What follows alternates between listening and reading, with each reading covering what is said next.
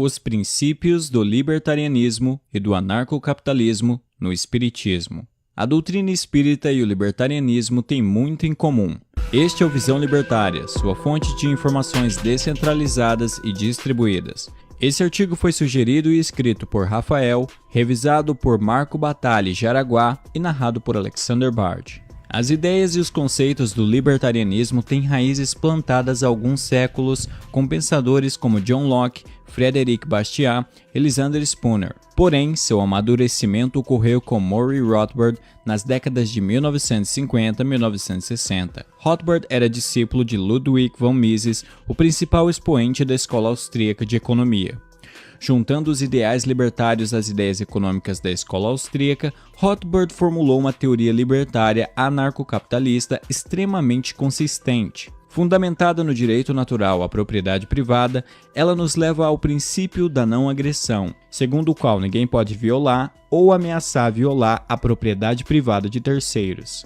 Agora, o interessante é que boa parte das conclusões a que Rothbard chegou na segunda metade do século XX já haviam sido reunidas em uma outra obra publicada bem antes, em 1857.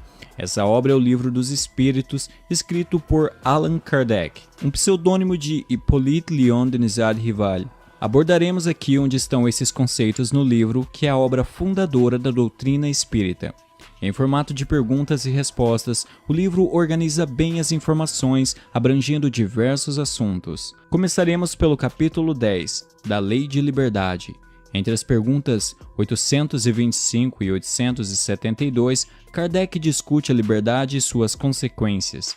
Ele diz que a liberdade absoluta não existe, dado que há outras pessoas com quem nos relacionamos e com as quais devemos nos preocupar.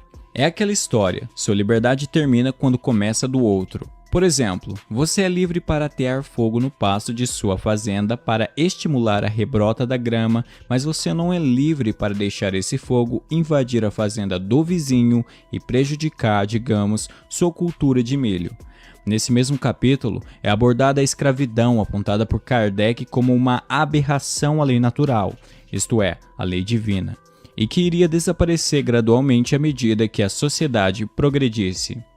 Ele também discute a liberdade da consciência e de credo, deixando bem claro que todos devem ser livres para acreditar ou deixar de acreditar no que quiserem. O capítulo subsequente aborda diretamente a lei de justiça, mostrando que esta é uma lei natural. Embora a justiça seja um sentimento inato ao homem, muitos a entendem de modos diferentes. Segundo Kardec, isso ocorre porque as pessoas misturam paixões que acabam por adulterar esse conceito, dando a elas uma falsa compreensão do que é a justiça. Quando o livro se propõe a buscar a verdadeira justiça, ele traz o conceito central da justiça defendida pelo libertarianismo. Notem nas perguntas seguintes como Kardec critica o justpositivismo e defende, como os libertários, a aplicação da lei natural. Pergunta 875. Como podemos definir a justiça?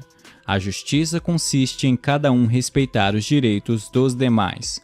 Pergunta 875-A. O que determina esses direitos? Duas coisas, a lei humana e a lei natural. Como os homens formularam leis apropriadas a seus costumes e características, elas estabeleceram direitos variáveis com o progresso das luzes. Vejam se hoje as suas leis, aliás imperfeitas, consagram os mesmos direitos que as da Idade Média.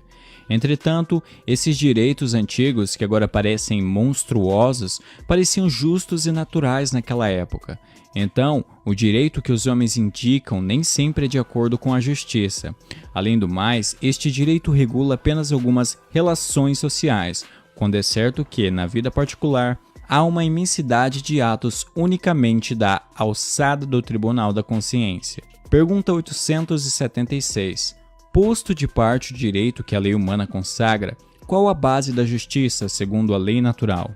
Disse o Cristo, queira cada um para os outros aquilo que gostariam para si mesmo. Deus imprimiu no coração do homem a regra da verdadeira justiça, fazendo com que cada um deseje ver os seus direitos respeitados. Na incerteza de como deva proceder com o seu semelhante, em dada circunstância, trate o homem de saber como quer que com ele procedam em circunstância idêntica. Deus não poderia ter dado guia mais seguro do que a própria consciência. Nas questões citadas ficam bem claros os princípios de justiça intrínsecos ao princípio da não agressão do libertarianismo, que pode ser extraído facilmente como conclusão lógica desses conceitos. Logo mais, nesse mesmo capítulo, temos ainda mais duas questões que destituem qualquer forma coercitiva de poder instituída pelo Estado.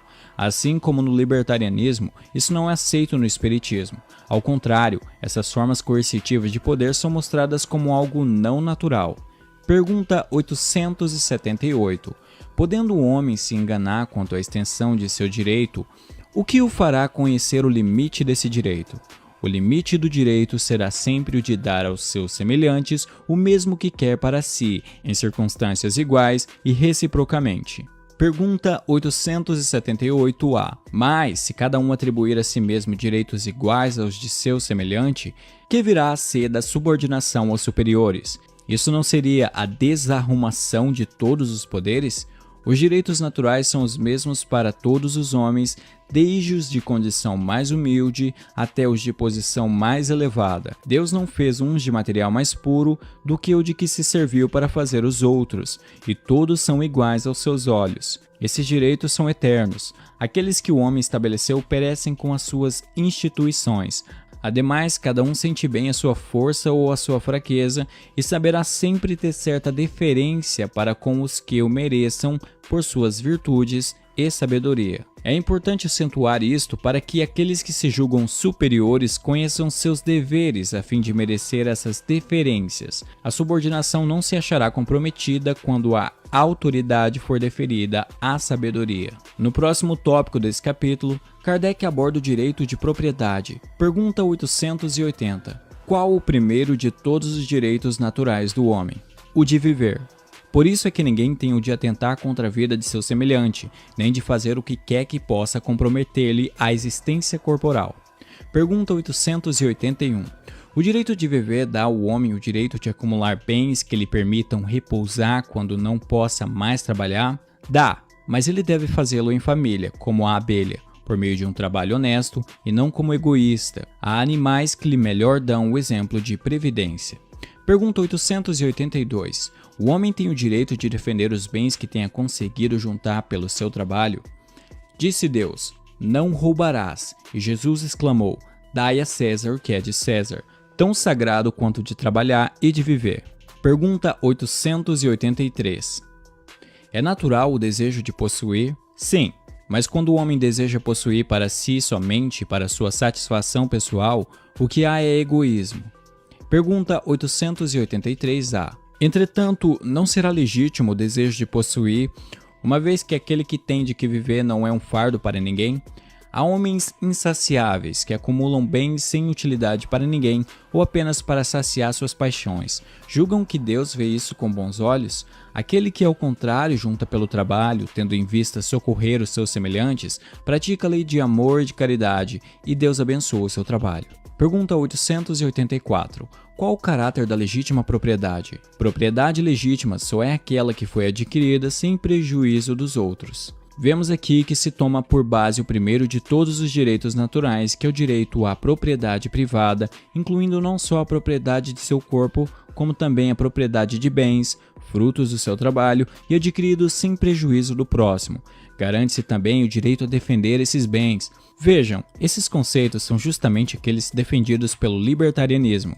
Entretanto, o espiritismo aponta que em tudo deve haver um equilíbrio e que o desejo em demasia de possuir tudo leva ao egoísmo, uma das chagas da humanidade que origina muitos males. Como um pequeno adendo, também iremos expor algo que tanto no libertarianismo quanto no espiritismo não é buscado: a igualdade das riquezas. Pergunta 811. Será possível e já terá existido a igualdade absoluta das riquezas? Não, nem é possível. A isso se opõe a diversidade das capacidades e do caráter dos homens. Pergunta 811-A. No entanto, há homens que julgam que esse é o remédio para os males da sociedade. O que os espíritos pensam a respeito? Os que pensam assim são sistemáticos ou ambiciosos, cheios de inveja. Não compreendem que a igualdade com que sonham seria em curto prazo desfeita pelas forças das coisas. Combatam o egoísmo, que é a sua chaga social, e não corram atrás de ilusões. Ou seja, vemos aí um ataque direto ao pensamento socialista que utiliza o poder da coerção para uma distribuição forçada e igualitária das riquezas.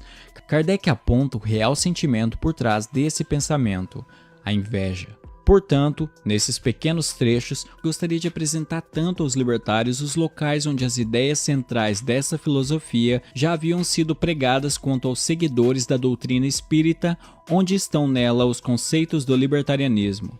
Claro que o libertarianismo tem por objetivo ser um arranjo ético da sociedade, e a doutrina espírita abrange, além desse ponto, a busca do aprimoramento moral, a continuidade da consciência e a pluralidade dos mundos habitados. Porém, podemos ver as interseções de conceitos que auxiliam a criar uma sociedade justa, com uma real igualdade de direitos e que tem por premissa a liberdade da ação do indivíduo, dado livre-arbítrio garantido por Deus e limitando-se no direito do próximo.